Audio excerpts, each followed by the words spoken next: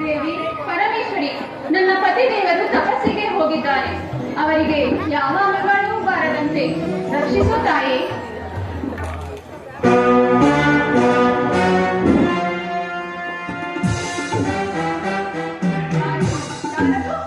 ನಾನು ಮಹೇಂದ್ರ.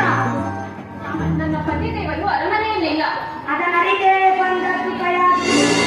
ಸುರಾಸುರರ ಸ್ನೇಹ ಎಂದದ್ದು ಎಂದು ನಿನಗೆ ತಿಳಿಯದೆ ನಿನ್ನ ಪತಿ ನಮ್ಮ ನಾಶಕ್ಕಾಗಿ ತಪೋನಿರತನಾಗಿದ್ದಾನೆ. ಅಲ್ಲಿ ನಮ್ಮ ವಂಶಕ್ಕೆ ಪ್ರಾಯವಾಗಿ ಅವನ ವಂಶಾಂಕುರ ಬೆಳೆಯುತ್ತಿದೆ. ಇಲ್ಲಿ ದುಷ್ಟ ದಾನವನ ಕುಲವನ್ನು ಬೆಳೆಯಲು ಬಿಡದೆ ಇಲ್ಲೇ ಈಗಲೇ ನಾಶ ಮಾಡಬೇಕೆಂದು ಬಂದೆನು. ದೇವತೆಗಳ ಬಾಯಿಂದ ಬರುವ ಮಾತುಗಳೇನು? ಇನ್ನು ಕಣ್ಣು ಬಿಡದ ಈ ನನ್ನ ಕಂದ ನಿಮಗೆ ಯಾವ ಅಪರಾಧ ಮಾಡಿತು? ಮಾಡಿಲ್ಲ, ಮುಂದೆ ಮಾಡಿತು ಎಂದು. ಮೇಘವಾಹನ, ಮುಂದೆ ನನ್ನ ಪತಿಯಾಗಲಿ ನನ್ನ ಮಗುವಾಗಲಿ ಅಮರಾವತಿ ಕಡೆಗೆ ಬಾರದಂತೆ ನಾನು ನೋಡಿಕೊಳ್ಳುತ್ತೇನೆ. ಈಗ ಮಾತ್ರ ಗರ್ಭದಲ್ಲಿರುವ ನನ್ನ ಮಗುವನ್ನು ಕೊಲ್ಲದೆ ಬಿಟ್ಟು ಬಿಡು. ಕರುಣೆ ತೋರು. ಸಾಧ್ಯವಿಲ್ಲ ಕಯಾದು. ಈ ಗರ್ಭಾಂಕುರವನ್ನು ವಧಿಸುವ ತನಕ ನನ್ನ ಮನಸ್ಸಿಗೆ ನೆಮ್ಮದಿ ಇಲ್ಲ. ಇಂದ ನಿನಗೆ ಕೈ ಮುಗಿದು ಬೇಡಿಕೊಳ್ಳುತ್ತೇನೆ. ನನ್ನ ವಂಶಜ್ಯೋತಿಯನ್ನು ಆರಿಸಬೇಡ. ಶತ್ರುಶೇಷ ನಿಶೇಷವಾಗುವ ತನಕ ಈ ಎನ್ನ ಯಾರ ಶೋಕಕ್ಕೂ ಮರುಗುವುದಿಲ್ಲ.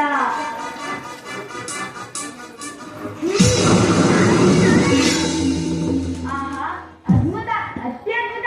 ಪೌರುಷ ವಿರೋಧದ್ದು ಸಾರ್ಥಕವಾಯಿತು. ವಜ್ರಾಯುಧ ಹಿಡಿದದ್ದು ಸಫಲವಾಯಿತು. ಏಕೆ ಪೂಜ್ಯರೇ, ಸುರಪತಿಯಾಗಿರುವ ನೀನು ಅಸುರನಾಗಲು ತೆಗೆವಾಗ ನಾನೇ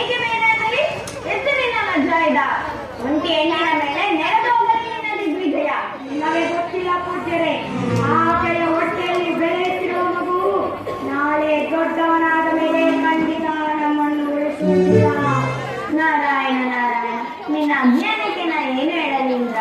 ಈಕೆಯ ಗರ್ಭದಲ್ಲಿ ಬೆಳೆಯುತ್ತಿರುವ ಕಂದ ದೈತ್ಯ ಕುಲವನ್ನೇ ಉದ್ಧರಿಸುವ ಭಾಗವತೋತ್ತಮ.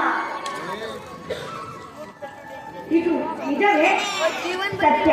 ಹೋಗು, ನಿನ್ನಿಂದ ಕಣ್ಮರೆಯಾಗು. ನೀನು ಮಾಡಿರುವ ಪಾಪಕ್ಕೆ ಪ್ರಾಯಶ್ಚಿತ್ತ ಹುಡುಕು. ಹಾಗೆ ಆಗಲಿ ಪೂಜ್ಯರೇ.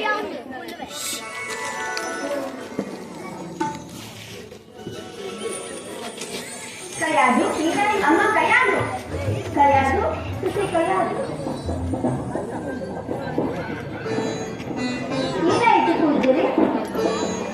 ತಾಯಿ, ಅರಮನೆಯಲ್ಲಿ ಕೈಯಾದು ಒಬ್ಬರೇ ಇರುವ ಸಮಯ ನೋಡಿ ಆ ದೇವೇಂದ್ರನು ಗರ್ಭಪಾತ ಮಾಡುವುದಾಗಿ ಎದುರಿಸುತ್ತಿದ್ದ. ಸಮಯಕ್ಕೆ ಸರಿಯಾಗಿ ನಾನು ಬಂದೆ. ವಿವೇಕಿಂದ್ರ, ಈ ವಿಷಯವೇನಾದರೂ ಹಿರಣ್ಯಕಶಿಪುವಿಗೆ ತಿಳಿದರೆ ಪ್ರಳಯವೇ ಸಂಭವಿಸುತ್ತದೆ ಎಂದು ಬೈದು ಕಳಿಸಿದೆ. ಶಿವ ಶಿವ, ಇಂದ್ರನು ಇಂತಹ ಭಯಂಕರ ಕೃತ್ಯಕ್ಕೆ ಕೈ ಹಾಕಿದನು. ಇನ್ನು ದೇವದಾನವರ ದ್ವೇಷಕ್ಕೆ ಇನ್ನು ಕಣ್ಬಿಡದ ನನ್ನ ಮೊಮ್ಮಗ ಬಲಿಯಾಗುವ ಸ್ಥಿತಿ ಒದಗಬೇಕು. ಆ ದೇವತೆಗಳಿಗೆ ನನ್ನ ಮೊಮ್ಮಕ್ಕಳ ಮೇಲೆ ಈಗಿಷ್ಟು ದ್ವೇಷ ಪೂಜ್ಯರೇ? ದ್ವೇಷ ಅಲ್ಲ ತಾಯಿ, ಭೀತಿ. ಯಾವಾಗ ಯಾರಿಂದ ಏನು ಅಪಾಯ ಕಾದಿದೆಯೋ ಎಂದು ಭಯ. ಆಹಾ, ಇನ್ನು ನನ್ನ ಸೊಸೆಯನ್ನು ಒಂಟಿಯಾಗಿ ಬಿಡುವುದು ಕ್ಷೇಮವಲ್ಲ. ಹಿರಣ್ಯಕಶಿಪು ಬರುವ ತನಕ ನಮ್ಮ ಆಶ್ರಮದಲ್ಲಿಯೇ ಇರಲಿ. ಬೇಡ ತಾಯಿ, ಸದ್ಯ ಅವಳು ನಮ್ಮ ಆಶ್ರಮದಿನೇ ಇರಲಿ. ದ್ವೇಷ ಮಾತ್ಸರ್ಯದ ಸೋಂಕಿಲ್ಲದೆ ಸದಾ ಆ ಭಗವನ್ನಾಮ ಸಂಕೀರ್ತನೆಯಿಂದ ತುಂಬಿರುವ ಆ ಸ್ಥಳ ನಿನ್ನ ಮೊಮ್ಮಗನ ಜನನಕ್ಕೆ ಬಹು ಪ್ರಶಸ್ತವಾದದ್ದು. ಪೂಜ್ಯರೇ, ನಾನು ನಿಮಗೆ ತುಂಬ ಕೃತಜ್ಞರು. ಅಷ್ಟು ದೊಡ್ಡ ಮಾತೇಕೆ ತಾಯಿ? ನಾವೆಲ್ಲ ಅವನ ಸೇವಕರು. ಅವನ ಇಚ್ಛೆಯಂತೆ ನಡೆಯಬೇಕು. ಅಮ್ಮ ಕೈಯಾದು, ನೆರೆ ತಾಯಿ, ನಾವಿನ್ನು ಹೋಗಿ ಬರುತ್ತೇವೆ.